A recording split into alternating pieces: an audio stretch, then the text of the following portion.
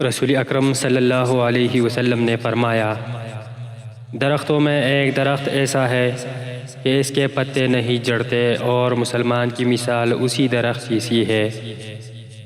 بتاؤ وہ کون سا درخت ہے؟ یہ سن کر لوگوں کا خیال جنگل کے درختوں کی طرف دوڑا۔ عبداللہ رضی اللہ تعالیٰ عنہ نے کہا، میرے دل میں آیا کہ وہ کھجور کا درخت ہے، مگر میں اپنی کمسنی کی شرم سے نہ بولا۔ آخر صحابہ نے ان حضرت صلی اللہ علیہ وسلم سے پوچھا کہ وہ کون سا درخت ہے؟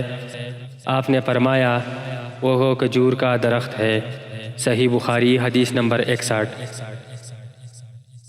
ایک مرتبہ آپ صلی اللہ علیہ وسلم نے فرمایا، درختوں میں سے ایک درخت ایسا ہے کہ اس کے پتے نہیں جڑتے اور مسلمان کی بھی یہی مثال ہے، بتلاؤ وہ کون سا درخت ہے؟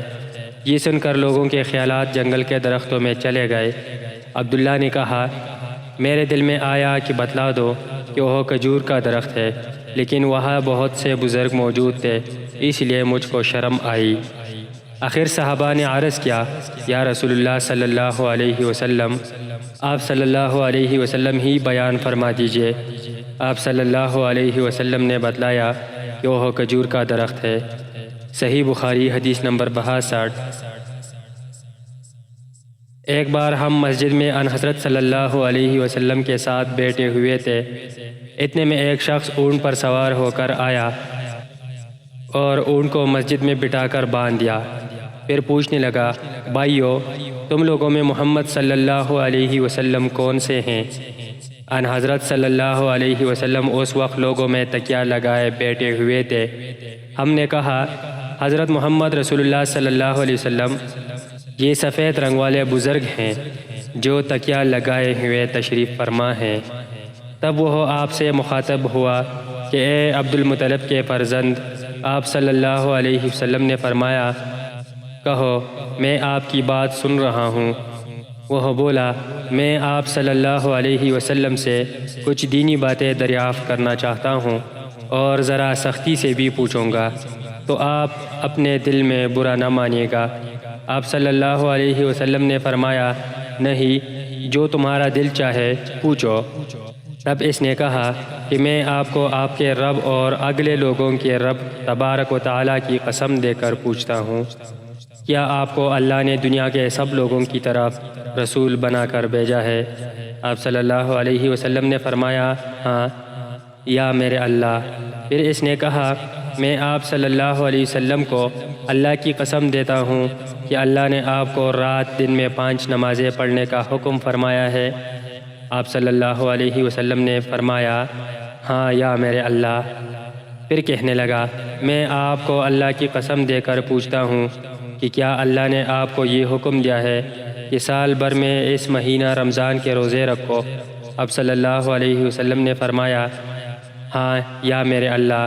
پھر کہنے لگا، میں آپ صلی اللہ علیہ وسلم کو اللہ کی قسم دے کر پوچھتا ہوں کہ کیا اللہ نے آپ کو یہ حکم دیا ہے کہ آپ ہم میں سے جو مالدار لوگ ہیں ان سے زکوٰۃ وصول کر کے ہمارے محتاجوں میں بانٹ دیا کرے؟ ان حضرت صلی اللہ علیہ وسلم نے فرمایا، ہاں یا میرے اللہ۔ تب وہ شخص کہنے لگا، جو حکم آپ صلی اللہ علیہ وسلم اللہ کے پاس سے لائے ہیں، میں ان پر ایمان لایا اور میں اپنی قوم کے لوگوں کا جو یہاں نہیں آئے ہیں بھیجا ہوا تحقیق حال کے لیے آیا ہوں۔ میرا نام زمام بن سلوہ ہے، میں بنی سعد بن بکر کے خاندان سے ہوں۔ صحیح بخاری حدیث نمبر 63۔ رسول اللہ صلی اللہ علیہ وسلم نے ایک شخص کو اپنا ایک خط دے کر بھیجا اور اسے یہ حکم دیا کہ اسے حاکم بحرین کے پاس لے جائے۔ بحرین کے حاکم نے وہ خط کسریٰ یعنی شاہ ایران کے پاس بھیج دیا۔ جس وقت اس نے وہ خطبہ پڑھا تو چاک کر ڈالا۔ راوی کہتے ہیں، اور میرے خیال ہے کہ ابن موسیب نے اس کے بعد مجھ سے کہا کہ اس واقعہ کو سن کر رسول اللہ صلی اللہ علیہ وسلم نے اہل ایران کے لیے بد دعا کی کہ وہ بھی چاک شدہ خط کی طرح ٹکڑے ٹکڑے ہو جائے۔ صحیح بخاری حدیث نمبر 64۔ رسول اللہ صلی اللہ علیہ وسلم نے کسی بادشاہ کے نام دعوت اسلام دینے کے لیے ایک خط لکھا یا لکھنے کا ارادہ کیا تو آپ صلی اللہ علیہ وسلم سے کہا گیا کہ وہ بغیر مہر کے خط نہیں پڑھتے، یعنی بے مہر کے خط کو مستند نہیں سمجھتے۔ آپ صلی اللہ علیہ وسلم نے چاندی کی انگوٹھی بنوائی جس میں محمد الرسول اللہ کندہ تھا۔ گویا میں آج بھی آپ صلی اللہ علیہ وسلم کے ہاتھ میں اس کی سفیدی دیکھ رہا ہوں۔ صحیح بخاری حدیث نمبر 65۔